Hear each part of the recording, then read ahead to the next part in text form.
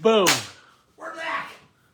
We're back. You know what show number is it? A lot. 1,000. Yeah, it's 500, 1,000, 1,050. We'll take it. Welcome back. Welcome back to the 1,050th Off the Lip Radio Show. We're live from the Santa Cruz boardroom tonight. Neil, it's a great show. We talked about it for a few weeks. Special show. Welcome back, Jeff Clark. Thank you. Good Jeff- to be back. So stoked to be here, man. We're happy to have you back. Jeff called me about 2 months ago, said, hey, I want to come back down on the show, talk about my 50th anniversary of surfing Mavs. And here he is right now. Stoked to have him here. That is a quantum number that is just out of this world. First off, Mavericks is a difficult wave to surf for 1 year, let alone 50 years. And I think what will be fun to do for the show tonight is go way, way back, and then we'll skip hippity hop to today. How did you hear about Mavericks? You were from the area. Absolutely. My Little League coach would take us surfing, and when you could drive all the way to the beach at Mavericks, and he'd park his VW bus on the beach there. And we would surf what they called Mavericks in 1962 with Alex Matienzo and the crew from Pacifica, was those little waves that were right lapping up on the beach. There's a cool little reef, and they were surfing there because the wind was blocked by the reef going out to the big rocks at Mavericks. And they would surf there. It was like a little Waikiki. And so as 10, 12-year-old Little Leaguers, we were able to surf Mavericks and not die. And were there times you went there and it was like way big and you sit the car and be like, wow? Yeah, we'd look at the waves and, even on the really big days at high tide, even on the big days is a mess, right? But, most of the time when it was really big, Walt Von Hoff, who had a theater in Half Moon Bay, would drive to Santa Cruz, and we were surfing the lane, not the lane, but in Cowles. Right. When I was like 9 and 10 years old. Wow. And that's, okay, so let's put that in perspective. That's 1966. Right. Wow. 1967. So you're actually skipping a few years of surfing the area. Oh, You weren't on the outside. No. You grew up surfing on the inside, which is a little bit ironic. well, it's like the jetty. And Yeah, then exactly, the right. outside. But as I, fast forward to 95, 94, I opened a surf shop on Main Street in Half Moon Bay, and this white-haired Hawaiian guy rolls into the store and he goes, why do you call your shop, a nice store, why do you call your shop Mavericks? And I said, well, my Little League coach would take us surfing right there on the beach when you could drive out there, and we'd surf this little wave, and you go, this place is called Mavericks. And it was, Alex said, well, I had the dogs, Alex Matienzo came, he said, I had the dog named Maverick. Oh, what, you met Mavericks owner? Yeah. Wow. Well, it was his roommate's dog, but Alex came in and said, yeah, I had the dog, and we called it Mavericks because the dog would swim out 100 yards off the sand into the little, 2-foot waves, and they'd be on their longboards, and, wetsuits weren't much back then. They had a fire on the beach, and so they would get in the water, surf, come warm up by the fire, just like it was happening. We have dogs here that follow people out in the water, and sometimes it's good and sometimes it's bad. And Right. you surf with your dog for years. Yeah. There's some are not afraid. So fast forward. Alex says to me, "Why?" He goes, "Oh, so you started surfing the wave on the outside?" And I said, "We called it a super peak in high school, but it was just easier to call it Mavericks after what you called the inside." And so Mavericks got its name from Alex Matienzo's dog that he brought to the beach. Do you think the number 50, how does that make you feel when you think about 50 years of surfing out there? It's been a lot of surgeries. And is that going to be the word for everybody else that's going to be putting in these long years? You know what? In the springtime, this last season, actually before I had my latest hip surgery, I brought a board out into the lineup. We're watching the waves, and I wanted to get a wave, and it was just I was hemming and hawing. It was not great, small, but finally I just said I couldn't sit in the boat anymore, and I go, hey Jeff Kapka, hey, throw me the rope. And she goes, yeah, no problem. Throws me the rope, and I get up on a board that is a complete prototype. It's a single finned tow board, and he pulls me up, and I haven't been on a board in 10 years, and that feels like I am so out of control. I just go, hey Jeff, I cut, and he towed me around way outside, and I just want to kind of get my sea legs back together. And so he's towing me around, and he sees a set coming, so we're way north, and he just drives me right into a wave, and there we go. His thinking is, well, he knows what to do if I put him on a wave, so I'm just going to put him on a wave. And so that was kind of commemorating the 50-year of riding. It's an incredible accomplishment. You know, it's I was thinking today about Mark Fu, Scion, and then I think about like how Frank and you kind of pioneered the water safety out there. I know you were probably were you surfing both days when when Scion and Mark passed away? I was surfing with Fu. When on the day of that? And so Mark had come out the summer before, and we took the walk out to the point. We sat on top of the point for, I don't know, an hour plus. And I tried to describe to him how the mechanics of everything going on out there. And, it was like, when it's flat, you can't tell anything, right? So when I heard him and Ken Bradshaw were on their way over, Brock Little, I was so stoked that, I was out. I waited around for a long time, but they took the red eye and, traveling like that and getting all your things in order to get in the lineup. But finally, they come paddling out, and I heard, oh, Mark, Fu's here, and Bradford's here. It was like very cool, stoked, and so I stayed out till Mark got in the lineup, and he got a handful of waves, and he was surfing really good, and I just paddled up to him. I go, hey Mark, what do you think? He just goes, wow, this wave is a lot better than I thought it was. And and I was so stoked to hear that. It was like, we got the blessing of the Hawaiians that came to visit our wave on our coast. And before, there was not a 20-foot wave on a California coast. And so I actually caught a left and rode it all the way through and came in on the north side of the reef. And went up, got up to get my kids, and as I was changing up at the top of the cliff, this guy says, hey, Jeff, there's a lot of guys going through the rocks. They all got caught inside on this last set. And watching I ran up to the top of the cliff. He gave me his binoculars. I watched everybody that was above water, just track him till they were all inside and over the, and I could see Brock and Parsons talking. And then I guess Parsons paddled back out to the boat, and he talks to Steve Spalding, and Spalding's going, where's Fu? And Parsons doesn't know, but he thinks he maybe went in.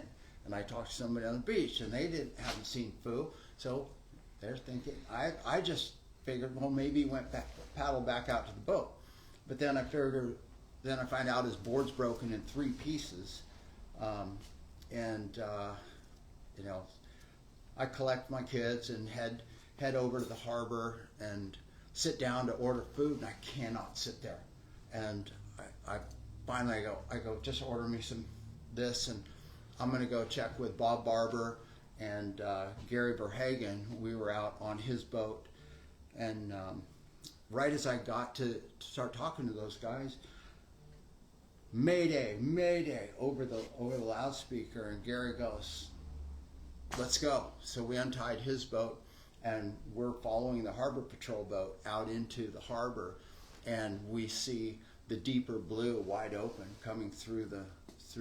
He was on deeper blue, right? They found him outside the mouth of the harbor, picked him up, and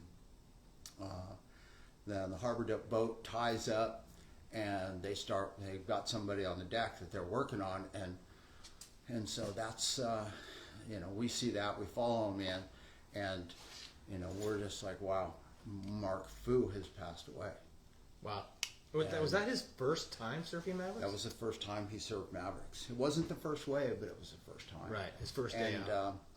And so, I mean, I'm sitting there. Everybody's away from the Harbor Patrol boat. I'm sitting there with Fu, and I'm trying to just kind of just meditate on him and how things went wrong. And I could see the tail of the board that was still attached to his foot, how it was knurled, like it was pulled and dragged through the rocks, and he had a cut over his eye, and it was one of those things where it's like then reality starts hitting me. It's like nobody on the point has any idea what has gone down here. Mm-hmm. And so I just said, I gotta go. And I drove out to the point, and the first person I ran into was Brock Little, and I said, Mark didn't make it, and how do you, trying to spit something out like that is like, Mark didn't. What are you talking about? What do you mean? Mark Fu drowned, and Brock just said, let's get out of here. He was just like, time to go. And he got in the car and left, and I'm walking out the trail, and I finally get to the point, and I run into Ken, who traveled here with Mark, and I said, I go, Ken, Mark Fu drowned, and he said, just take me to him, and so we drove over to the harbor where he was, and yeah, that pretty much changed. We knew Mavericks was dangerous. We didn't think that on a day like that. Well, it just goes to show you there's no small days at Mavericks. Mm-hmm. There's no days that are not dangerous. You think on that day, because there's been speculation of how he actually passed away. Well, some people think he maybe got hit by his board. Some people speculate maybe it was his leash. But what you think possibly it was actually going through the reef, like on the inside? So we got all the footage together from everybody. We had like 5 different video recordings of that set, and all the people that we could see in the water, above the water. You see Fu take off, fall, go up and over. And then next wave, you've got Brock and Parsons. They take off together and both take caught by off white together, and they can't make that wave, so they go down. And you see Brock and Parsons come up, and Parsons never looks behind him, and Brock's maybe 10 feet away, right behind him. And in the interview, so when Parsons went back out and talked to Spalding, he says, yeah, I ran into Brock underwater, not thinking that it was anybody else, because Brock and him took off on the wave together. But he does, I'm watching this and I'm going, well, Brock's above water here, right? And it just makes sense to me that Brock was above water, and who he ran into was Fu. Swim, he could feel him trying to get to the surface. That is so when I think about gut-wrenching. Yeah, it's good. Yeah. Yeah, when I think about him being knocked unconscious of that, you wouldn't be fighting to get to the top. Right. And so, yeah, that's the. And that's what's the crazy thing. is, if I recall, that was a big month for Mavericks, right? That whole Because week a couple Yeah. back-to-back swells, and Yeah.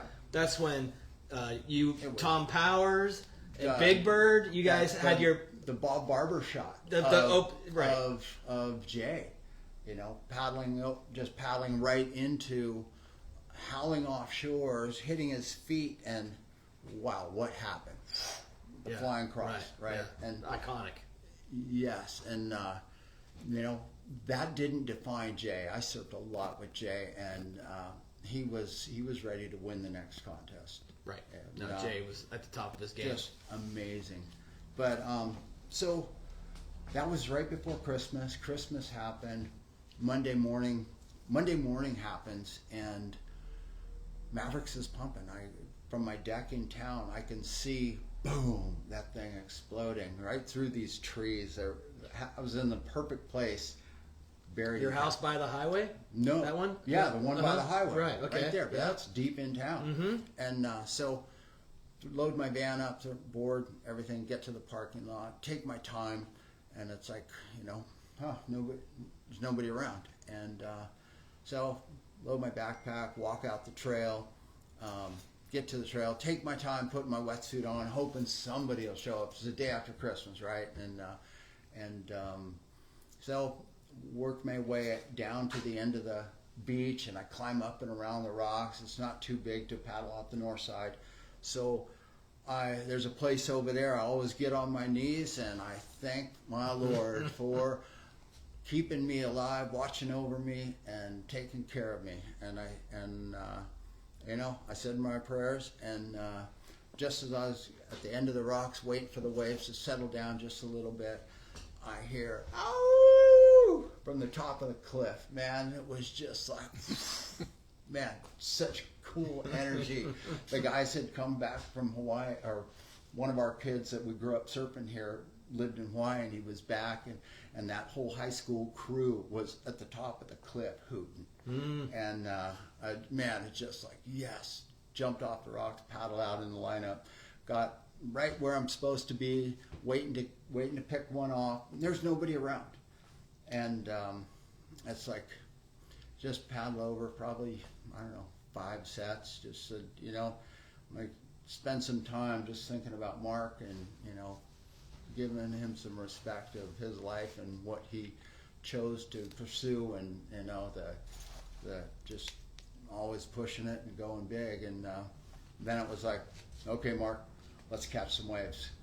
And I picked off, I don't know, 3 or 4 waves. It wasn't so big and daunting that and for me, if there's nobody in the lineup, I can just go right to where I need to be and spin and go, and you're catching waves. And then I'm paddling back out, and I see the wind line about 2 miles away, and it's just, it's clean and glassy, and you can see that dark gray coming. And I pick a wave off and ride it all the way to Mushroom Rock and around the corner and into the lagoon, and it just white caps. It was done. Wow. And cool story. Yeah, pretty. That was the that was. I feel like a lot of people that know Mavericks, for a lot of people, it's through Chasing Mavericks, the movie. Yeah. And I didn't want to see it because I was friends with Jay. I actually didn't really want to see it because I actually felt like I kind of. Yeah. How did you feel seeing it? Did you think it was going to represent it well? And what was kind of your vibe? When they asked me to get involved with it, I definitely had some thoughts about it. How are they going to depict the spot? How are they going to depict Jay? And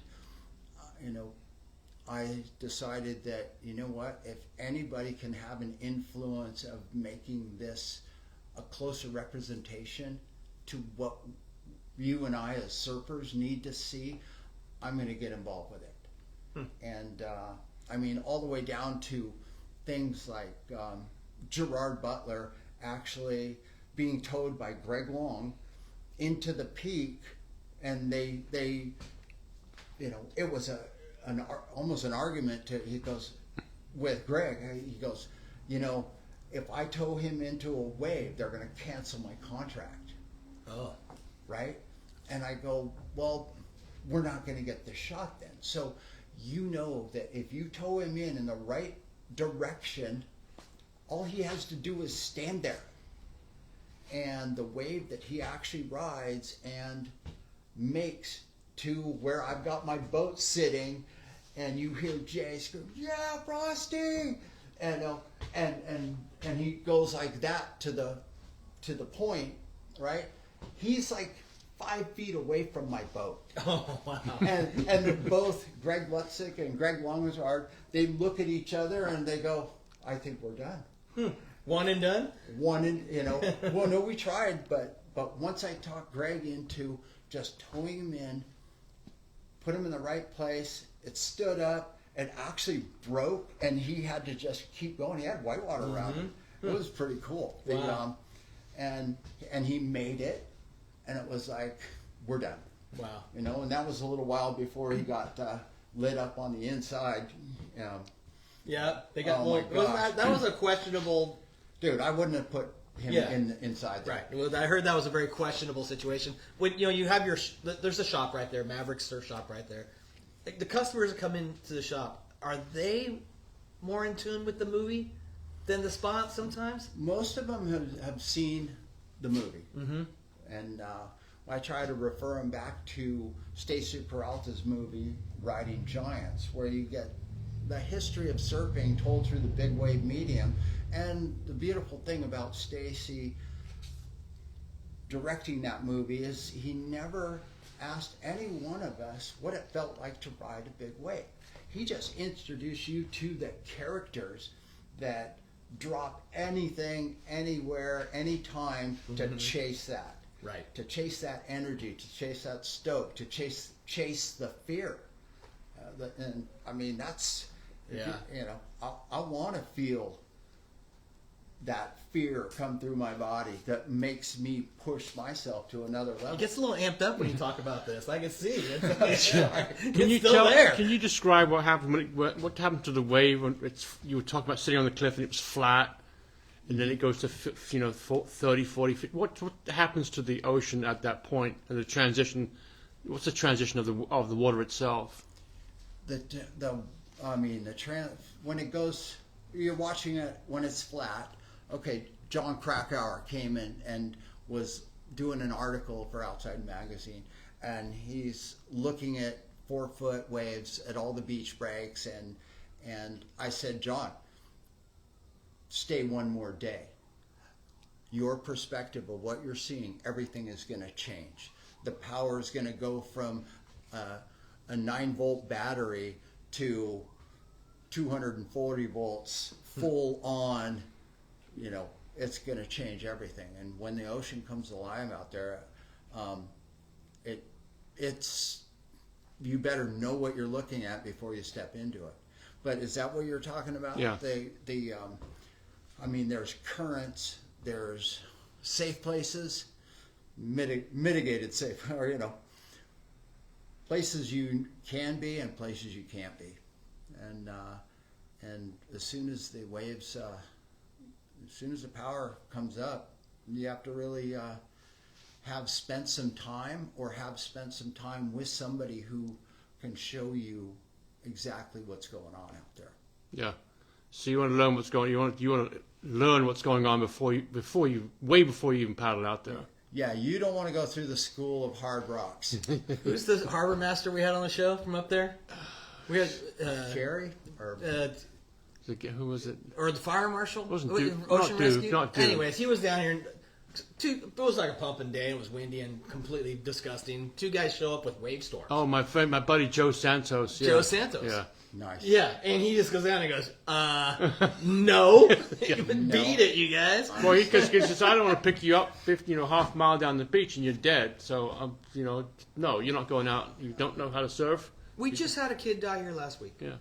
Shouldn't have been out. Down in Manor. No, it's right here. Yeah, just right here. Yeah. Yeah. Well, hit his head in the rocks. Got caught inside on the rocks. Kelly's watching from down there in Carmel, or Pacific Grove. So what's happening, Kelly, on the Beach Surf Shop in the house? A lot of people commenting saying, "Great interview, TC. You look great. TC, you look handsome." Thank you so much, everybody. I wanted to ask you this question: what's going on? And you don't have to get too deep into it. Will we see contests at Mavericks? I don't think so. There's so many guys that deserve to be in a contest if there was one to be held there. And we were running out of light in the days that we did hold a contest. You know, Right. it was a beautiful thing when we did it, and but You have to run it in a day. yeah, It's, I mean, right. You can't predict a swell. yeah, I've had people go, "Oh, you need to run it tomorrow," and I said, you know, Garrett, if you want to be in this contest, I'd show up on Friday, and you know, I friggin' love what Garrett's done. You know, he's a madman. He when he showed up here, you know, before he broke his, before Mavericks kind of lit him up, he was owning the peak, man. He showed up with one of his big green monsters and was top of his game, man. It was really fun to watch. There was a period of time where Santa Cruz had just a. I mean, we still do. There's Aloe and there's there's a new crew. Yeah. But for the first, like the young guns, but the new young guns, you know, the Barneys, Flea and Loya and those Right. guys, Flea, the 3P, Right. you know, like they were so on it. I feel Flea specifically, he was such a loose cannon. What was it like watching him out there? Yeah, it was always entertaining, man. You know, and between him and Barney, it's like, it was, you know, I've had him come up and just go, "Hey, keep an eye on us." You know, I can do that. You know? Well, you know, Flea would stay up all night and like Yeah. not sleep and go up there and charge. You know, like it's just that nowadays, You know, surfing's a little more athletically inclined. A lot of training, a lot of training. Yeah, you know, they're running underwater holding which- rocks. and which stuff. just goes he to was show doing you. other kind of rocks back then. Which just goes to show you how gnarly would those guys have been had they just been, you know, the clean gym trainers or the just the, you know. Yeah. And it's a yeah, it was rad, you know, because I'm 68 years old, right? Congratulations. And you know, I think about where I was in '75. So I grew up LDS, so no drink, smoke, and you know, and then you know, of course, we all fall off the wagon here and there, but you know, I'm back at it, and I am feeling really good, and I'm gonna see what this old carcass can produce, but get back to those times where you know, okay, the young guys back then for me were Flea, Barney, Pete Pete Mel. Mel. Well, and look, 2 years ago, Pete got like the wave of the year out there. A beast of a barrel. Wave of the lifetime. I'm sure you folks have That- seen that wave of yeah. Pete Mel. It was insane. Oh, Were you around that day too? yeah, absolutely. That was the sickest barrel, you know. But you kind of have to look at how long he's been looking for that wave and how many lickings did that cost you over the years, right? But it's the kind of a wave, like I got a wave where I got barreled and spit out the end on a New Year's Day that it's like you kick out of that wave and you just go, huh, it doesn't get any better than that. Do I really need to keep chasing that?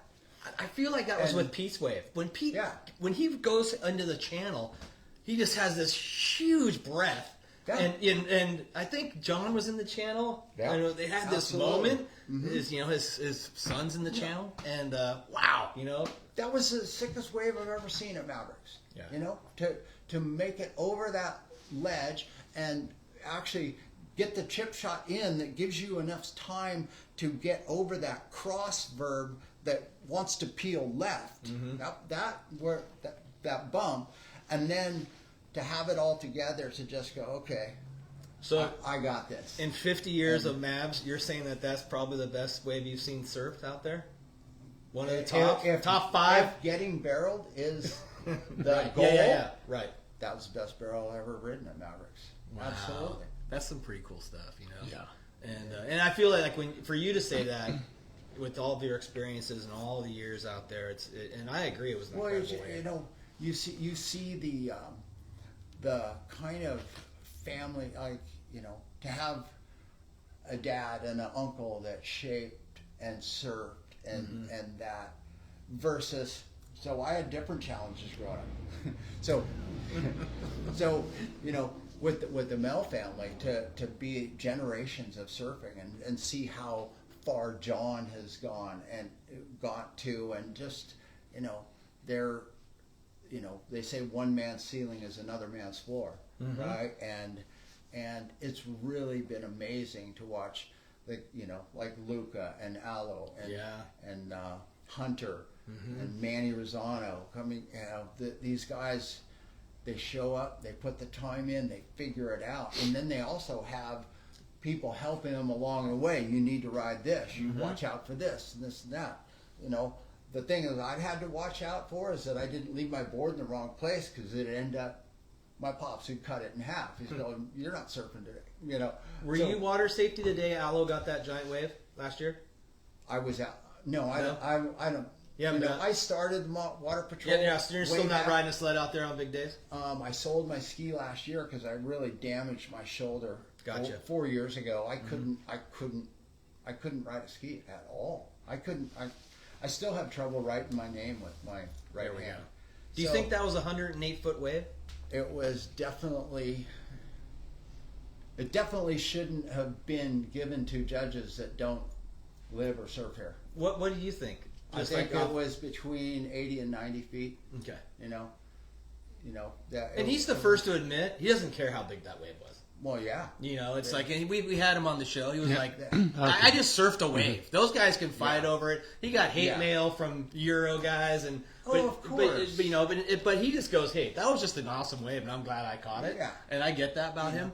And the thing about it, every wave is different and can be measured differently. That was the biggest wave ever ridden at Mavericks. You know, there's the biggest wave ever ridden at Todos. So you think that is the biggest wave ever ridden at Mavericks? Was Aloe's? That one was different.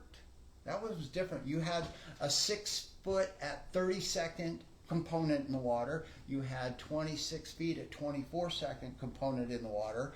And when that wave hit the shelf, and it's the 24-second interval is rolling about 50 miles an hour, 45, 50 miles an hour, and then it gets, as it's jumping up, it gets slammed into from behind with the 6 at 30 seconds. The sidewinder. 6 feet at 30. No, straight on the back. Straight on the back. Straight on the back. And it compressed it even more. And so when it starts to go up, it just went boom, boom, boom. It just started. Had nowhere to go but up. Nowhere to go but up. It was compressed into and the shelf. And it went up. And it got. It had a weird surge, and like it just. Tell me another wave you've seen that big, that is that hollow. Yeah. That talks to me about how fast that wave is moving and what would displace that to where, I mean, it is round. Yes. And to be that big and to displace and unload like cracking the whip.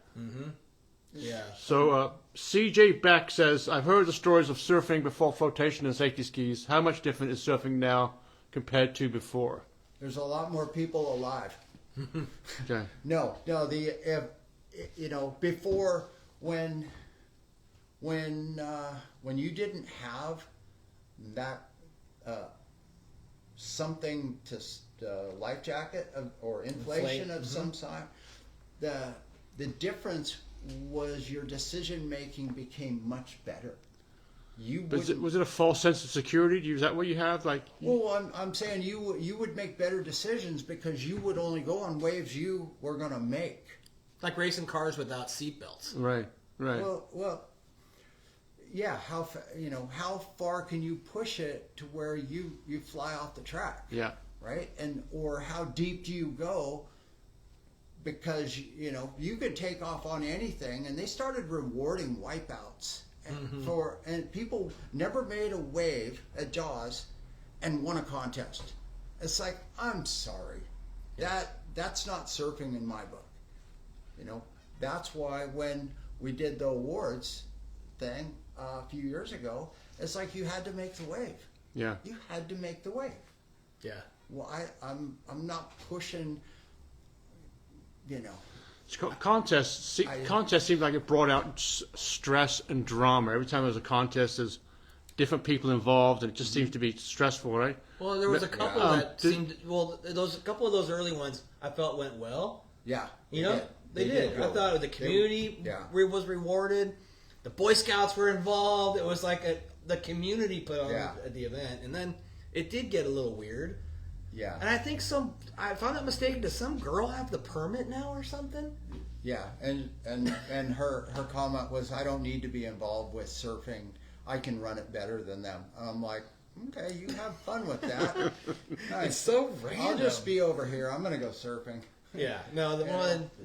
I do like the way you did it. I like the video wave type format thing because you get the whole season. Yeah. And it's not just like it's no pressure. People surf when you know what. Enter if you want. Surf when you want to surf.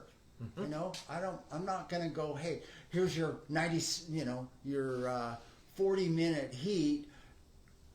Let's see how your whole life of surfing can be shown in a 40-minute heat. Right. That's not surfing. It's like show up. You surf on your time. You surf when you feel good. And I think you get the best performances when people show up and like Pete's Barrel. Right. You know, there's no contest. People are just surfing for the true love of the riding big waves. And when you get one of those Allo Pete Mel waves, you know, and it's on video. You win.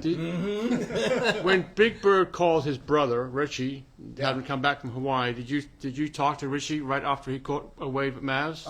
I talked to Big Bird and you know, he goes, yeah, I told Rich, I go, bring your Waimea gun. And Rich goes, really? Why would I do that? And he goes, there's this wave up north. He brought his 9.6. And he actually, it was a 9.6 Ross, and he left it in my living room up in Half Moon Bay.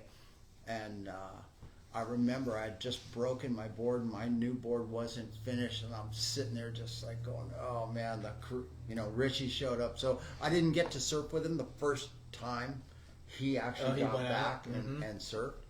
But it was one of those cold gray, you know, north wind days, which is really good. So it's side off from the north.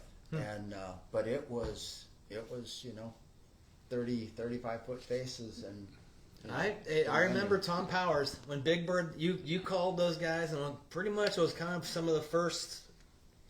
It blew up. They were the first guys. But I was selling Tom leashes at O'Neill's Surf Shop, and he takes me in the office and he goes, TC. He was like a giddy, like his first date giddy, right? Yeah. He's like, TC, I'm not supposed to tell you.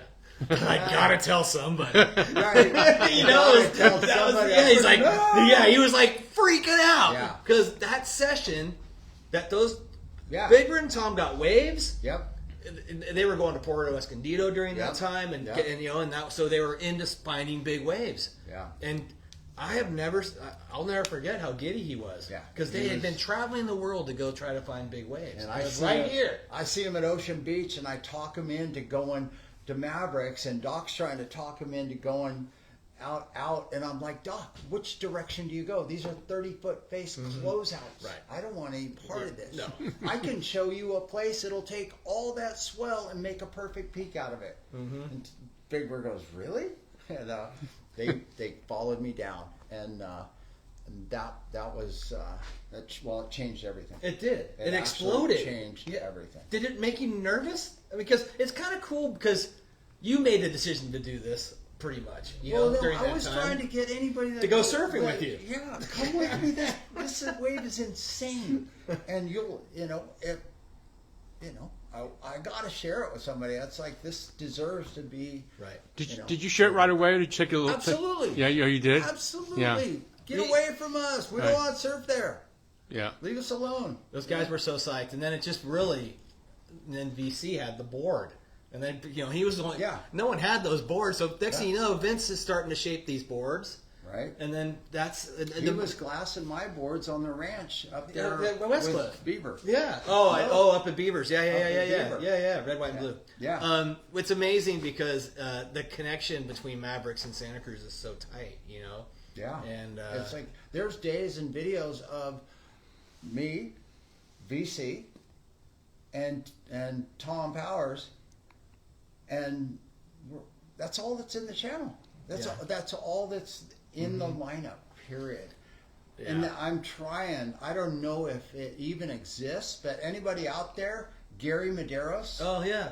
He did the first movies. Yeah, the Raves Red and Adventures Triangle. and the Red Triangle. I have a copy of it. Yeah, I do too. Do you? Yeah, I Raves and think Adventures. Gary But was around. Gary had a surf shop across the street. Sessions Surf Shop. There was Rest in peace, Gary. Yeah, man. There was so many. There's so much that he left out of those films. I mean, he shows up at my house one day on the highway there, and he goes, shows up, and his back was always jacked up, and he goes, where is everybody? I go, I don't know. Did you call somebody? I go, I didn't. There's nobody for me to call. I called you. So we go out to the point, and I help him carry his camera gear out to the point, and he's, where is it? There's no one here. I go, well, okay. I don't know what to say to him because this is like my normal. There's another photographer from Santa Cruz named Steve Anvil. Oh, I know Steve. Yeah. He had all the He was in the Zodiac. Remember? He with incomparable. Yes, yeah. We did slideshows at my house. Yes. We did Do you slideshows. have that stuff? Do you have those? No, it got stolen off his front porch. Steve's. All of Steve's stuff. Really? He lives in Switzerland now. He does live in Switzerland. Yeah. And so Yeah. it was so frustrating because he had everybody. In the very beginning. And He was yeah. one of the earliest photographers, Yeah, I feel, in the water. Steve Tadden got the first published photographer, and it was they put Mavericks in the very end of the magazine where that like a last blast, or it was in that weird little editorial. Yeah. And the picture of Mavericks wave is like this big, Yeah, and it's like a 25-foot plus face, and that's what Surfer did with it, you know. And it's kind of funny because so you want to end up in the back of the magazine, send it to Southern California. You're right. But sorry about that, you guys. No, it's I true. love you guys. Yes. But That's why Thrasher Magazine exists. Pete Fingerhut said to say hi to both of you, give a shout out, and yeah, Pete Ronaldo said, Mendoza from yeah, he has some things to contribute, and he wants to know if he can bounce in here at some point and ask you a question. absolutely. What do you got? Jump in, Ronaldo. Oh, You're on live. yeah. The That's fun. media mogul over Hey, here. we got double Yeah, camera. we got people all over the world. Hey, can we talk about this board a little bit? Yeah. Can I say one thing real quick? Yes. Sarah Gerhardt. I want to give a shout out to the ladies. Sarah Yeah. Gerhardt, right? First person sub Mavs. Would you watch her do that, or Absolutely. What did year you was talk that? to her about surfing that wave, or did Mike just coach her? Sarah just showed up and she's ready to go. You know, she's like got into the lineup. She's a very good surfer, very calculated, and got into the lineup. And this is before vests and all this other stuff, you know, which you take off where you're going to make the wave. Was that 2004? What was that? I don't know. You know, I don't I don't know. remember. You know? I don't know, But that was impressive. absolutely. You know that, and now you got Bianca, and there's a whole crew. Yeah, that's well, ripping out and there. then Jamila Stark. Sure, I mean, right. Jamila I was think out there. At this, and then Justine Dupont came over, and what an animal. You know, she took a year off, have a kid, and hi, Brad, Jamila, and Justine. You guys rock. But, That's yeah, good stuff. so- Can we talk about this? I just want. This is, Neil. Hopefully, we can get how absolutely incredible this spray job is. Can you see Yeah. that? I'm going to come around here. It's got metal flake in it. It is. So how long is this one? I'm coming around. 9.4 or 9.5. This is Manny Rosano model.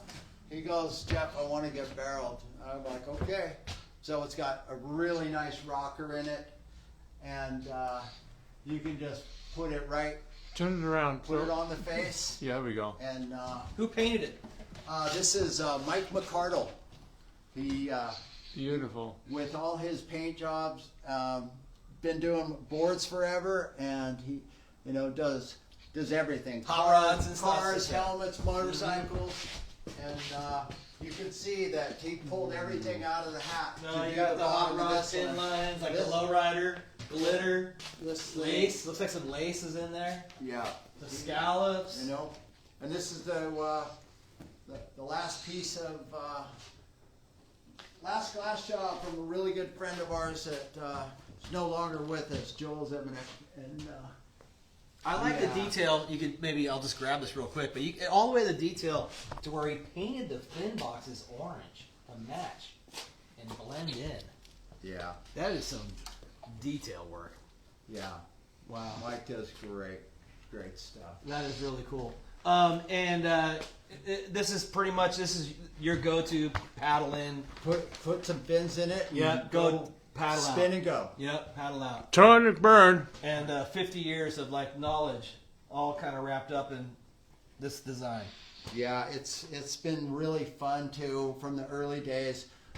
You know, I would buy boards that came back through the O'Neill shop actually that people brought back from Hawaii, and you know, I would ride them till I broke them, and then I started building my own. Oh, and we were talking earlier, the Coletta you had, the twin, was it the No, that was just a single fin. a single fin with Coletta? with a wood fin, Uh-huh. glass on. Okay. And it was 7.3, but old school, you know, 3.5 inches thick. I mean, it was so thick. And that was the first wave you That caught was at Mavericks was yeah, on that board? the first It was five. 7.3. 7.3. Yeah. But you know, I'm a 160-pound Paddling surfing machine at that time. Yeah, I mean, you can ask Valley. She'll validate that I wasn't in school most of the time. I was surfing. Yeah. And, I can vouch for that. And it's impressive because, you know, a 7.3, not the normal board of choice at Mavericks. but you know, if you're in the right place, every wave has an entry point. Absolutely. And if you put yourself in that spot and you get the chip shot, you're in. And we were saying earlier, we had this discussion about how currently on the North Shore, you know, the top surfers are riding very small boards. Yeah. You know, and very big waves. And they're hooking it right underneath it and having a super critical late drop. Super critical. Big dog specials. And they don't have a big board to get in their way. So if you can get under it, get on the face, and especially the left. The left, once you get on the face, just follow it because it's the smoothest. It's the smoothest part of the wave. That wave. Is the left overlooked? No, do you it's think? been getting surfed a lot. Well, I know John Bell loves it. Yeah, He's totally John Bell stoked on it. You and know, Luca, yeah. and Manny, Hunter. And I gotta stay with Luca because remember when Luca came on the show? He was like 10 with his dad. I don't know. He was when he first started like getting noticed at Mavs, and Is that he's enough? a beast now. No, yeah. Well, he's down at Laird's, right? So He's just a man child now.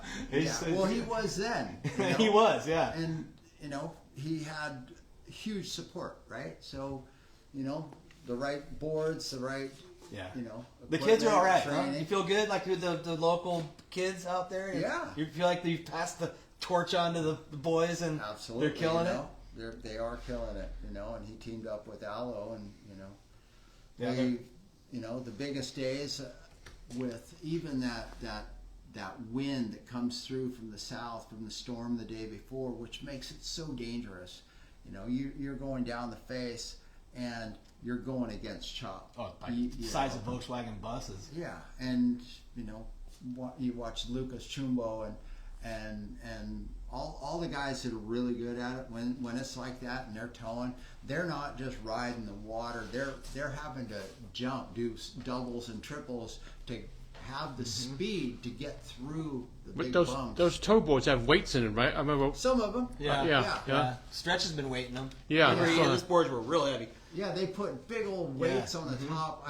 I'm not a fan of big metal chunks on the board, so I would use a BC bag with the sandbags. You know, the lead bean bags.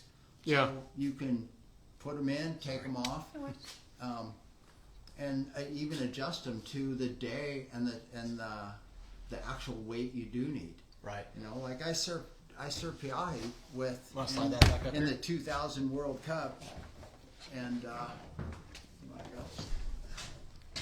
and I probably had the lightest board in the contest. It was 14 pounds. Oh wow. But I put dimples in the bottom of the board between the fins to create magnetism. At speed, that dimple would keep my tail attached to the water. I wouldn't fly out of the water. Are you talking like phaser dimples? Yeah. Oh, okay. Yeah, but just two. Okay, just Not two. the six- Not all not- of them. Not the Who are the brothers that used to do those? Willis. The Willis brothers. Willis yeah. brothers. You know, I used to stay with. I didn't stay with the Willis. I stayed with Pete Dobby on the North Shore, and he had a quiver of Willis, and so I would ride Pete's boards in Big Sunset. Right. And you know that phaser bottom, just up high, the board would just stick to the face, but it was like not drag, but traction. Right. Really cool feeling. Pete was a good big wave surfer. Did he? Yeah. Did you get many days at Mavs with him? Did he ever come up and? Yeah, he did. He got a couple days out there, and one day it was like 40 feet, man. It was booming, and it was probably not the best intro day for him, but he got some waves. Okay, Is that- good. He's normally he's known for some amazing wipeouts sometimes too. I was like, all of his shots in the I magazines. think are all always, of us have that once in, Well, you're not trying hard enough. and unfortunately, that's what they remember. Exactly. So, You got a comment on there? Yeah, Craig Forrest says, please ask Jeff about switch footing out at Mavs. Oh well, you are a natural switch footer. So yeah, paddling. I'm a natural goofy foot, and Jock Sutherland was my hero, man. He was probably the best switch footer of his time, and I thought, if you're going to be the best in the world, which why wouldn't I think like I want to chase that, right? Yeah. So I'm a natural goofy foot, and I'd go out in front of the house where I could see Mavericks from the breakfast bar in our house, and right out front, and closeouts, take off regular foot, take off goofy foot, take off regular foot, and so I didn't want to be looking over my back at Mavericks right? And what's really funny is, so I got really good at just go one way, just face the wave, didn't matter, and so You prefer to face the wave. I prefer the face the wave, and when I would get bored, I would go. It was my goal. Like if it wasn't crazy out of control Mavs, and I would make sure I surfed all four ways: backside left, backside right, and then front side both ways. So you are more of a takeoff switch than switch to switch. Yeah, no, I Yeah. take off and Yeah, because for a long time, a lot of guys would switch the switch. Yeah. Like through turns or down the line. You're Yeah. a takeoff switch. Yeah, in my mind, I'm regular foot when I go right, and in my mind, I'm a goofy foot. And you can notice that the goofy foot is like left brain. It's got a little more flow to it, where the right is, a little more mechanical. And, that's just what it is. Hey, is Ronaldo on there? Ronaldo, are you on here? Hey, Ronaldo. Hey. Ronaldo. This is my foreign exchange man? brother. Are you in Brazil right now? He's in Brazil. I'm in Brazil right now. Right on, man. Very nice. Welcome to the show. Yeah, gosh, so many great memories from where you guys are, Santa Cruz, and of course up in Half Moon Bay. Just 50 years. It's quite an achievement. We were, So proud of my bud yeah. Jeff. We would come down to Santa Cruz, and we came down for the 5 Summer Stories in 1975. 5 Summer Stories shown in the Santa Cruz Civic, and Rabbit Bartholomew and Sean Thompson were there, and I said, hey, you guys, there's this really cool wave up north. You guys should come up and check it out. And what did they think, Ronaldo? Well, they just ignored me. They just, shrugged it off and said, yeah, well, you're dreaming. There's no way. We would have heard about it before that, and that was it. And here we are 50 years later, and they're realizing that it was such a big wave that, Jeff surfed for many, many years without anyone ever surfing it. I surfed next door, Ross's Cove. I never surfed Mavericks, but What's great the times, biggest great wave? times. What's the biggest wave you surfed at Ross's Cove? How does it compare? Well, It doesn't. I would know. 'Cause It I doesn't didn't surf really Mavericks, compare. but the biggest wave I surfed was at Steamer's Lane Okay. with Jeff. That day we paddled out. Steamer's Lane. It was a huge day. No one was surfing, and all of a sudden, everyone had homework to do, schoolwork, and everybody left. There were 4 guys in the water, and then me and Jeff. 6 guys only at Steamer's Lane. When it's always jam-packed, such a crowded area, but 6 guys out. So Wow. that's how big it was. I couldn't even tell you how big the waves were, but they were big. Good It was days. pretty big. They were breaking outside Seal Rock. It was like approaching Third Reef, and I've been out there a couple times with. Actually, the last time I was out there was with Broglio, and he goes, "Let's go foiling." I'm like, "Oh my god, fun stuff." Thank you so much for Thank calling you. in. And Don Montgomery wants to tell you guys aloha too. You have some what's shout up, outs. Good to hear you, Don. All right, guys. All right, well, see you later, brother. You too. Thanks for checking my in. question for you is, we've had a lot of Maverick surfers on the show, too many to name.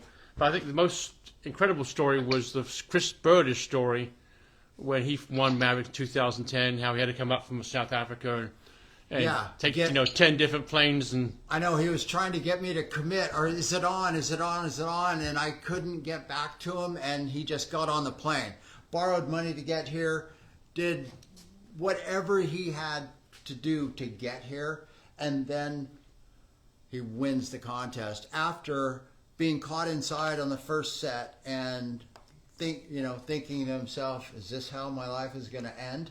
And comes back to right before the finals. He made it all the way through after no sleep, flying and that. And he goes, "Clark, man, do you have anything?" And I had a goose shot in my ski, because I always travel with a little burst. And I go, "Here, take this. You'll be good in 15 minutes."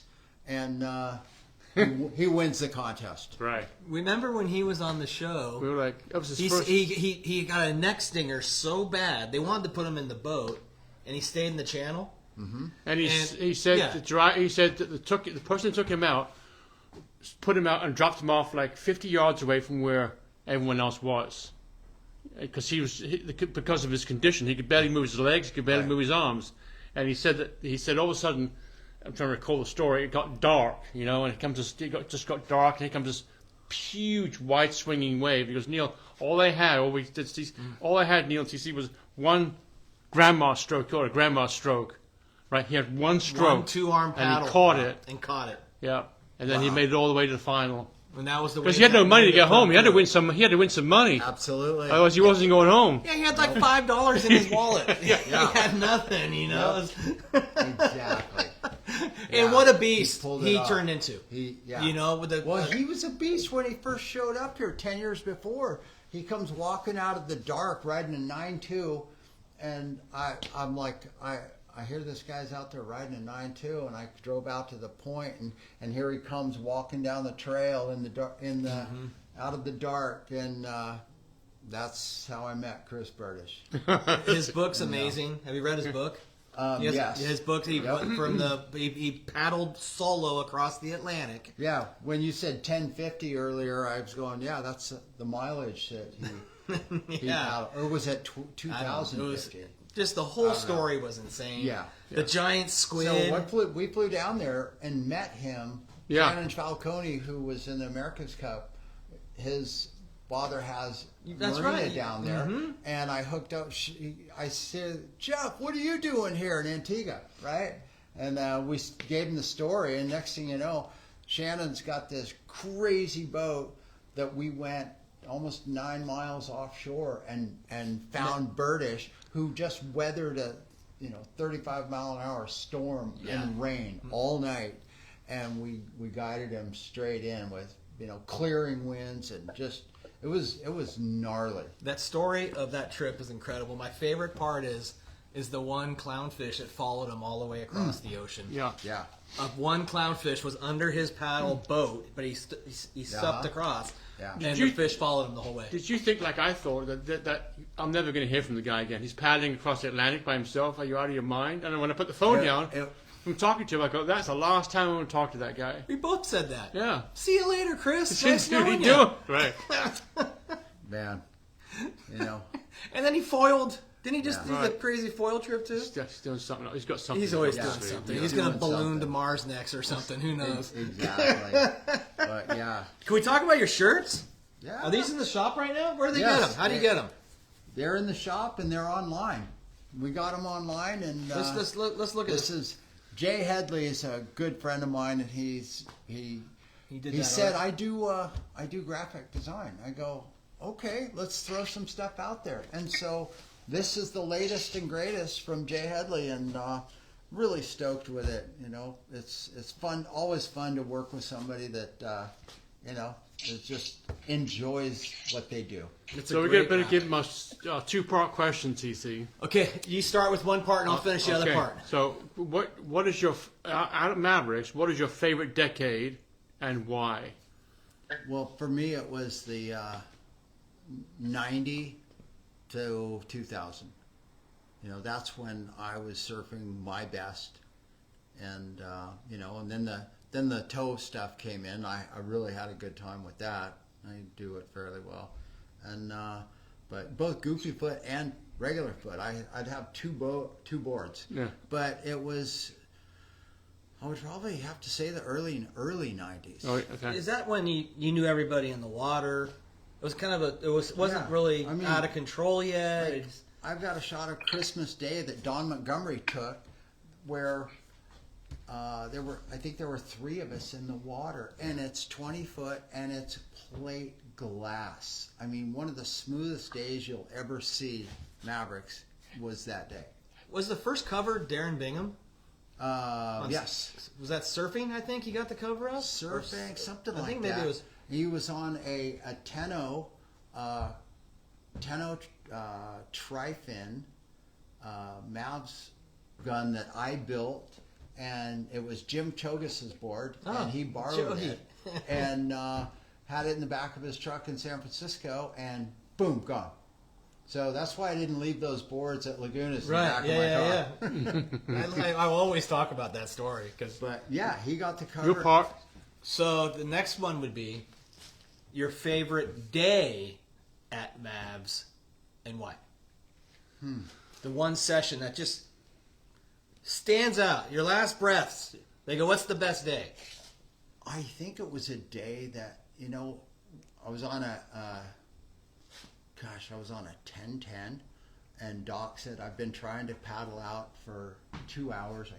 I can't get there. It's just constant, and it was big. And Grant and I were looking at it on the north side, and I said, I think we can get out right here.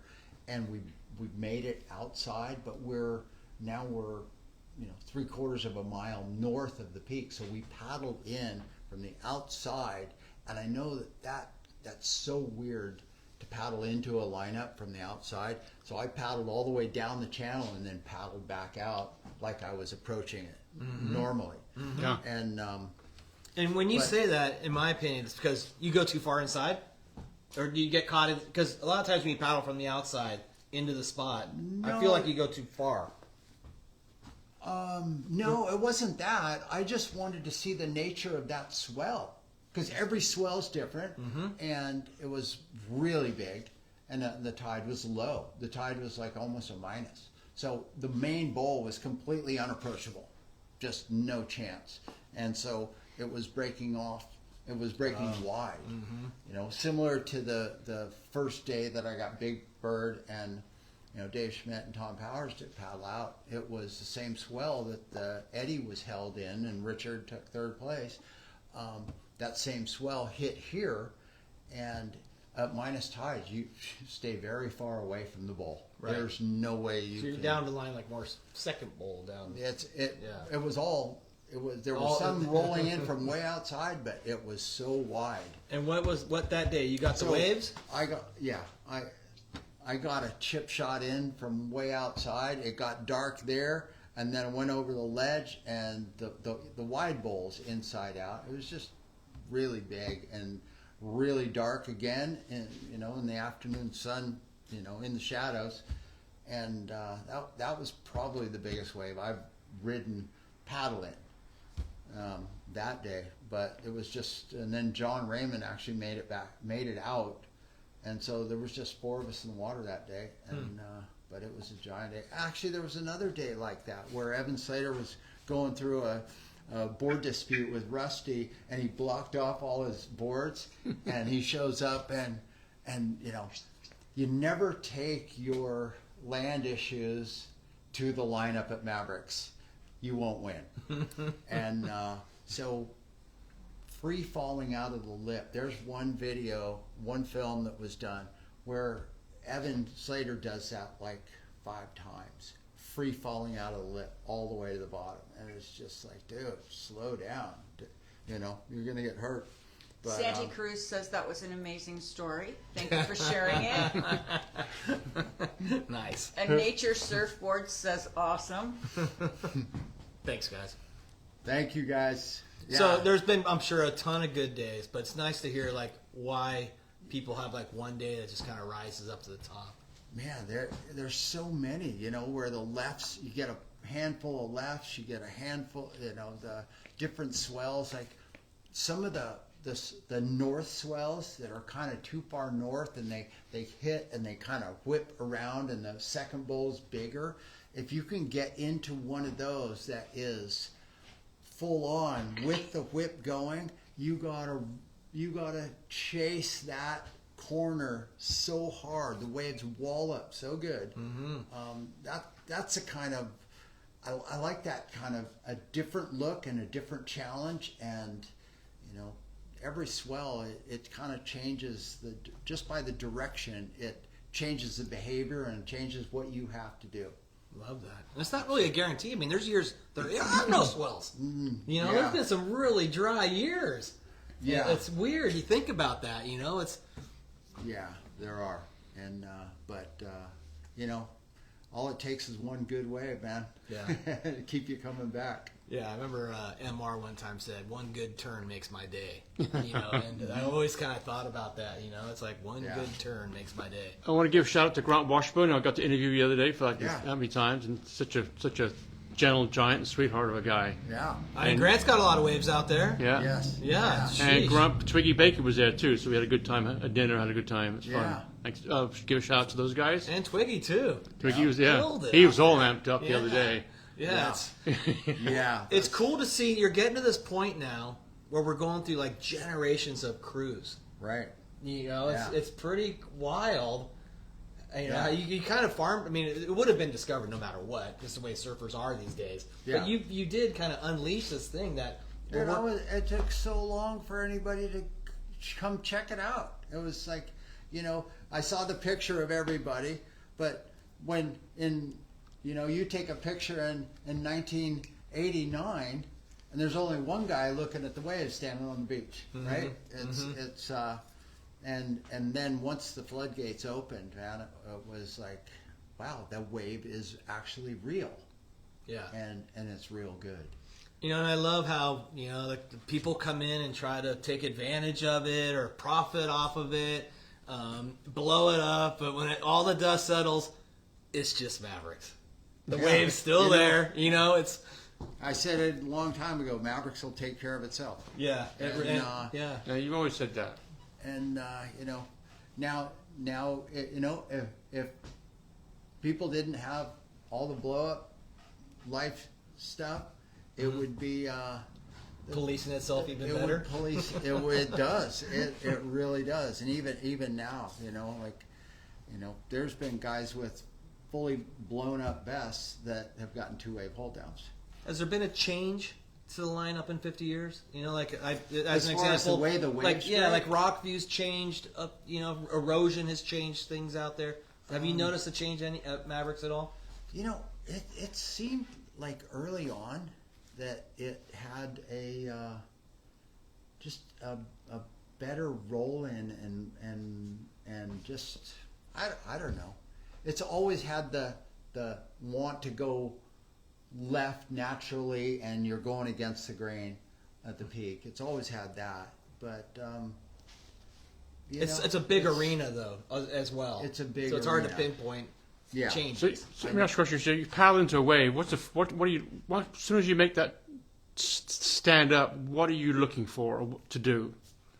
Going right. If you can tell me going right and also going left. What's the first thing that comes to mind? I mean, what I used to do is line up like I'm going to go left, because that's where the vein in that wave kicks first. And I remember Broglio going, "You better be careful over there." And I go, "Well, that's how I ride this thing, you know." It's like I go for the first chip to get me in early enough to get over the ledges, you know. And it's kind of like how Pete got into that wave. He got in early, was able to get over all those steps that he had to deal, those cross angles going down the face. And once he cleared that, okay, the thing's gonna rope for him. And so you're looking to get down the face on the rights, looking to get down the face without a bunch of stuff in the face, you know. And then on the left, you just want to get in early and on the face. Once you're on the face, you can literally, you choose to pull in, you can do that. You want to just follow it to the bottom and outrun it and bottom turn, you can do that as well. Okay. But, I remember talking to Sean Dollar when he got that massive wave out there. He goes, "I just paddled so far out the back and towards the left and waited and got kind of like, that sounds like kind of what Pete did too, right? Yeah. Was he And- kind of over there?" Yeah, and Shane Dorian. Yeah. You know, that the day before the contest, that wave he got was insane. And it's like, you know, with people that first get into the lineup, we all kind of go after, The kids from Your little fan Pizza. club there Yeah. that asked you Yeah. for autographs in the restaurant. That's the next generation. Yeah. that's the next gen. There's some kids out there that Yeah. are super excited. Very fun. Jeff signed some autographs over across the street at Eastside Eatery earlier.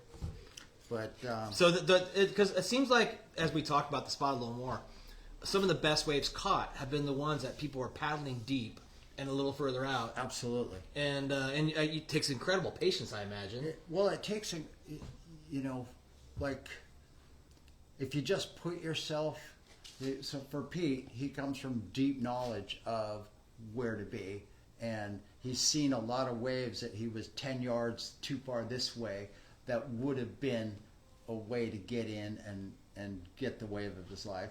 And then you have Dorian, who showed up the day before the event and paddles out and just goes deep, and Mavericks threw him a bone, and he gets the absolute wave of his life at Mavericks. And then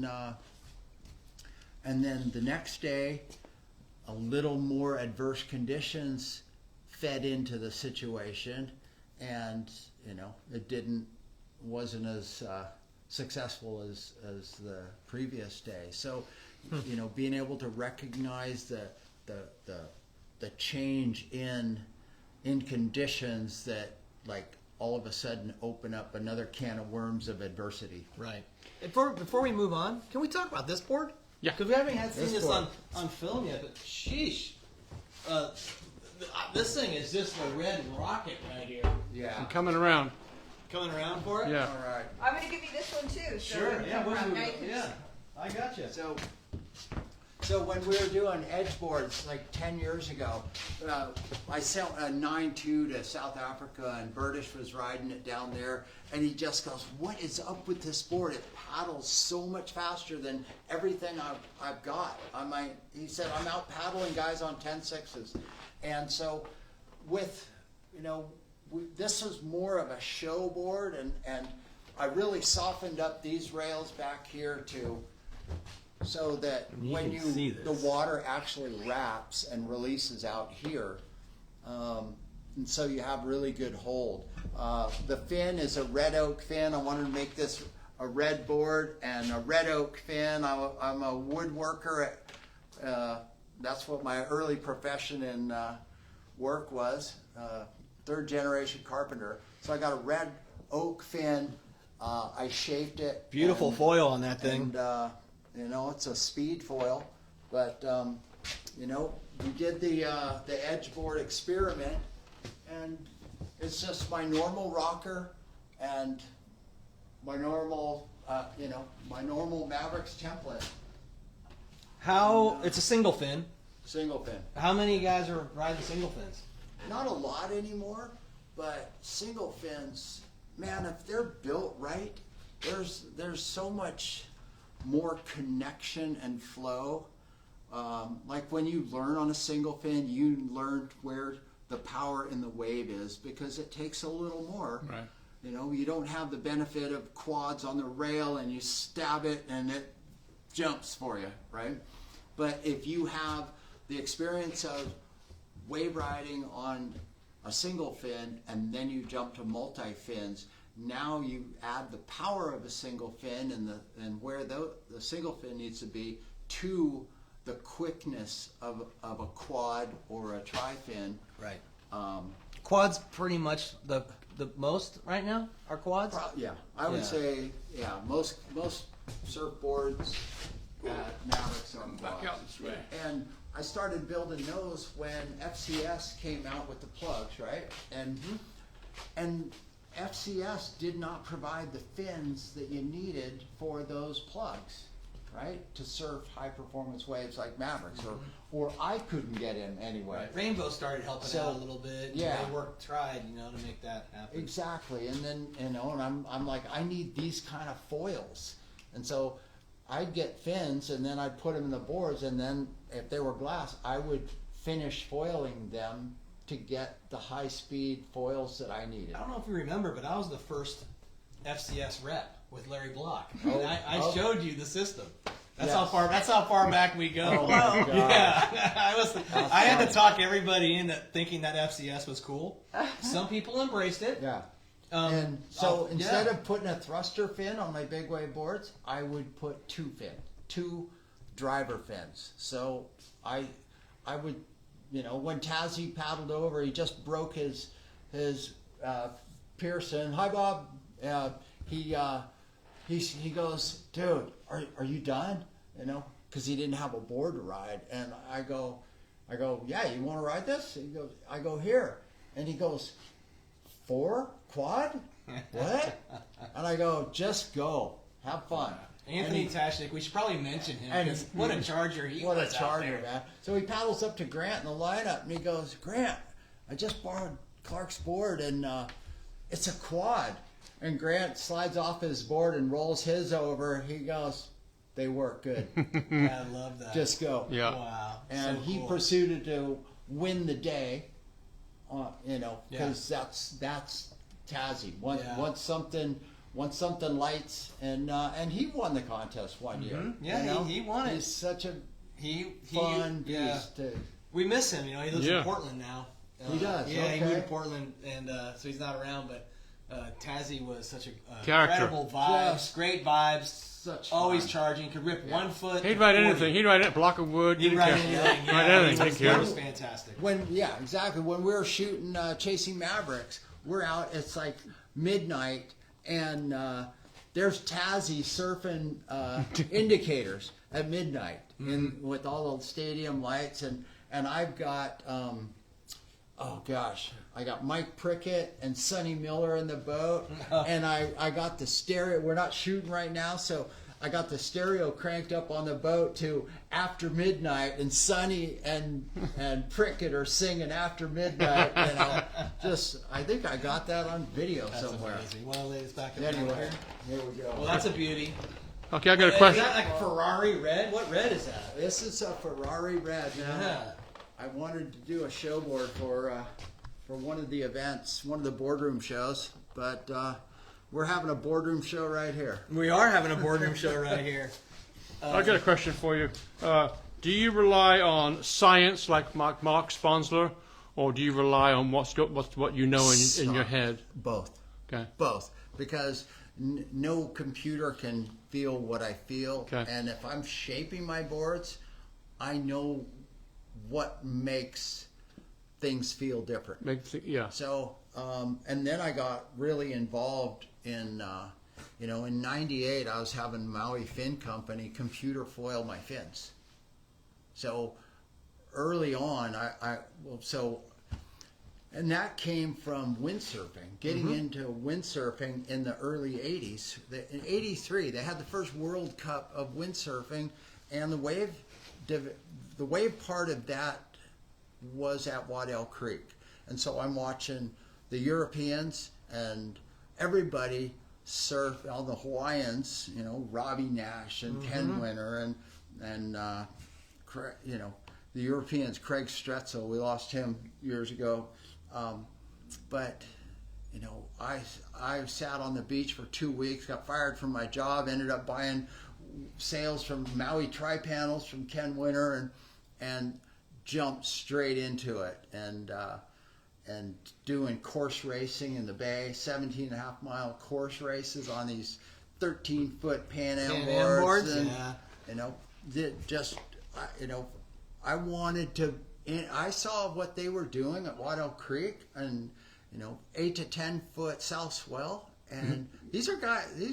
I don't know where they, the Maui guys, they figured it out and but to see what they were doing, the jumping, the off the lips, this is before all the forwards and all the tricks and everything happened. Well, getting back to the fin part, is that I feel the sailboard industry took fins seriously. Yeah, like they were trying to break the world speed record, and they're using a giant wing or giant sail on a small fin, and you just go, how does that fin hold? And it's because of the foils in the fins. And so I took that to Mavericks. I wanted fins that were going that fast with that much hold. Right. And that's always, I've never given up on that is key. I've looked at some people's tow boards and go, oh my gosh, you want me to grind that for you? Because that fin is not going to work for you, not as well as it could. Right. Do you dream about that stuff? Is your brain still like, oh man, yeah, churning all the time? Yeah, absolutely. I know. I can't wait till AI can 3D print the foil I have in my head. Well, it's coming. Not only do you have 50 years at Mavericks, when did you shape your first board? Okay, so Ray Pinocchi worked for Ryan Dotson, Jack Shipley at Surfline Hawaii in Hawaii. So this is before Bolt. And his parents lived in El Granada. Oh, right? wow. And I met this guy at the beach, they'd surf out in front of the house in Miramar, because in the wintertime there'd be good sandbars out front. And my mom was a looker, so yeah, kid, I'll help you. I'll help you glass that board. Scoundrels. And so, my dad's a cop, right? And my mom's really hot, and so I got this guy that just came back from building boards with the guys in Hawaii, and in the garage helping me do this, and and it was really funny. That's because funny. he put a pin line peace sign on my board. And that went over really big with the old man. Hippies. Oh my God! Just You're not gonna be a hippie. turn the screw, right? Right. But that was a Gordon and Smith that I chopped the glass off, peeled the foam out, and I made a twin fin, a 5.9 twin fin. And to give you an idea of how big I was, a 5.9 twin fin, I knee paddled it. Wow. And I was high and dry. I was a little kid. Yeah. And my nickname around the beach was Little Jeff. And how old were you? Because 8 years old. You peeled a board, and I was a carpenter's kid, right? And I knew how to use saw. The gnarliest thing is getting home from school, and the crowbars and the hammers were sitting next to a 25 2x4s that were sitting next there, and I had to pull nails after school. Recycle. So that's what I, That's funny. I learned from the bottom up. And what's the idea of how many boards you shaped? Do you know? No, not a lot in the last 4 years. I destroyed my right Since arm. you had your injury, right? And I mean, 4 years ago, not a lot of people know that was the worst injury I've ever had. I couldn't do anything. It was dead, and it was that way for about 2 years. And I've been working on it, and the arm's strong to here, but we got to still connect up the the wires, make sure that get everything. Well, else we wish you fixed. well. Yeah. Thank you. Yeah. Well, it's great to have you back. Congratulations on 50 years of surfing at Mavericks, or 50 years anniversary of surfing at Mavericks. Yeah, I think. And I'm really Thank you. stoked for you. You have seen stuff that people dream of seeing. Like some of those the stars of our world. Surfing your Everest. Well, you've been in the stadium, like the lone person. One guy's got a seat, the rest of it's all empty. So you've been in the stadium for many years. For a long time. Yeah. It's been good. And we've talked to all of them. Over the years, when we first started this thing 10 years ago, we were kind of a Mavericks sort of vibe. There was a lot of stuff going on. Yeah. There was controversy happening. Contest politics. Bullshit. The media was blowing up. The videos, power lines blowing up. Everything's blowing up. And so we had everybody on here. Some of those, the show where we had you on and Richie showed up. Yeah. Like that. We over talked at the about radio that at the radio station. show. Yeah. That is one of our favorite. Richie's driving by Yeah. and hears on the radio and turns right into the station. Yeah. Absolutely. And so there's Rich, always good to see you, Yeah, man. no, Miss you. And I feel like we've been here, talking about all these. This has been like 11 or 12 years now. We've been doing this, and it's been 12 awesome. years. And you come up all the time, of course, because all of these people that have come on the show have interacted with you. Because it's for a while it was like. Also, I want to give a shout to Frank Correa. The book that Frank Frank's new book. book is a masterpiece. That's on my coffee table. It really is a stuff. masterpiece of Mavericks history. It's beautiful. yeah, it is nice. Yeah. It's really nice. Yeah. And I wanted to throw a shout out to Rich. That session we had at Wyman '97. That was January, and that was a good session. We're out there, and you go, "Where's George? It's 20 foot." And that was the only year that I was on the main list for the Eddie. And but yeah, we surfed. Rich and I surfed a lot together back in the early days, and Jay and everybody was kind of hanging out in backyards. Good stuff. I think Rich was up on the hill. I think I'll give Richard Schmidt the breaking the doors down for the Santa Cruz surfers and the connection that Santa Cruz and Hawaii has had. Yeah. They took him in, and then he helped everybody sort of flow in behind him. Yep. And Rich job, Richard. Rich is known as the Great White. Yeah, he's on the amazing. North Shore. No, fantastic. Richie, when I got here from England, I'd never seen a surfboard before. No surfboards. I'd never seen a skateboard before. They just didn't have any. You played soccer, morning, noon, and night. But I go, I want to try that. What that guy's, I want to try that. So I called Richie, and he gave me a lesson. And to this day, whenever I see Richie, I always tell him thank you. Yeah, Neil, always. I go, Richie, I'm going to say to you thank you. He's so Neil, awesome. you don't have to say that anymore. I go, I'm going to tell you to the day I die. Yeah. Thank you very much. Yes. Yeah. That's He's very probably taught 20,000 people how to surf Yeah. in his life. It's incredible. Yeah. So, once again, your golf sponsor is Cobra. Oh my gosh, these guys are the best. I actually want to. I really want to watch or go out and play with Ricky Fowler someday. He's just my hero. And but I'd like to thank the guys at Cobra for keeping me tuned in. I just got to play the Courses of Course in on the Big Island, and I'd like to thank Billy, our good friend Billy Getty. I ended up playing Kukio and Nanea on the Big Island, Nice. and it was the best experience I've ever had in my life at playing golf. how was the food? It was, Was the food awesome too? you know where you go for food? You Food go truck. The grocery store that has all the work trucks parked at it at noon.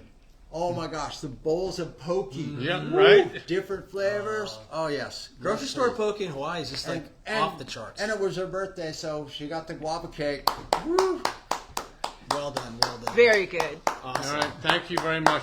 Thank you very Jeff, much. thanks for coming everybody. on, man. Yeah, Appreciate awesome it. to have you here. Get healthy, get back out, get Yes. that thing fixed up. Absolutely. I hope you guys all enjoyed the show tonight. Neil, Terry, thank you. Yep, pleasure. 50 years Value. of Mavericks. Jeff Clark catching up is always awesome. We'll do it again soon. Thanks again for tuning in. Neil, next week. Chris Giotti from the Specialized Helicopters. Oh, the Shark Finder. Oh, yeah. We're going to talk about the great whites that are swimming For around you- and if there's more or less. Well, Manu's coming on, our council member. Supervisor. Right? Supervisor, excuse Yes. me. A lot of So shit. we got Manu. A lot of We stuff can yell going. about the bridge. The bridge. That's taking 3 years to build. Manu, we That's want to know. ruining our lives. We We'll need talk. it faster. We'll talk about that next week and see everybody soon. Have a great night. Thanks for tuning in. We'll see you next time on the Off Lip Radio Show.